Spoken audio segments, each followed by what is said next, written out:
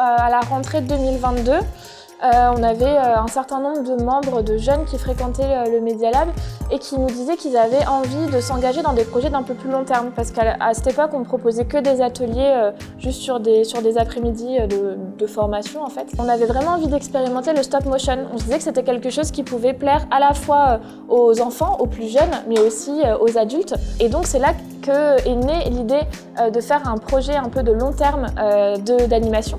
Donc grâce à la technique du stop motion, qui est technique image par image, qui permet de faire du film d'animation. Quand on a vu du coup l'appel à projet Grenoble Capitale Verte Européenne, on s'est dit qu'on faisait d'une pierre deux coups, parce que ça nous permettait aussi d'ajouter une dimension écologique à notre film, en utilisant que comme support de création des matériaux de récupération, ou ce qu'on appelle des déchets. Ça nous permettait aussi d'apporter cette problématique en fait, dans notre film, une problématique qui touche particulièrement les jeunes générations qui sont celles qui fréquentent en priorité le Media Lab.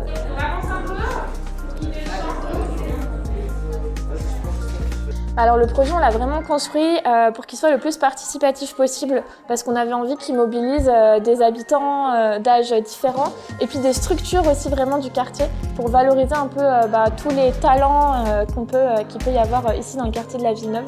C'est-à-dire qu'il y a plusieurs groupes de participants et que chaque groupe de participants réalise une scénette et explore une technique de stop motion.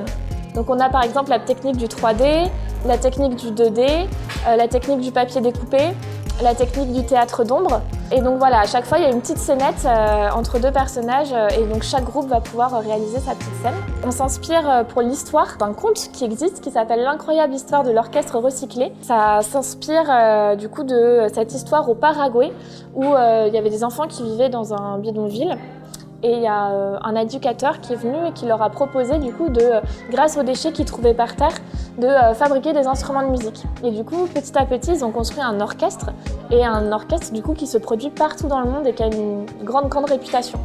Donc on a voulu inspirer notre histoire de cette histoire-là, parce qu'on ne voulait pas du tout être dans quelque chose de moralisateur. On voulait vraiment être dans quelque chose de plus positif et de dire, on part de l'existant, pour transformer le monde et en faire quelque chose de plus joyeux et de plus positif.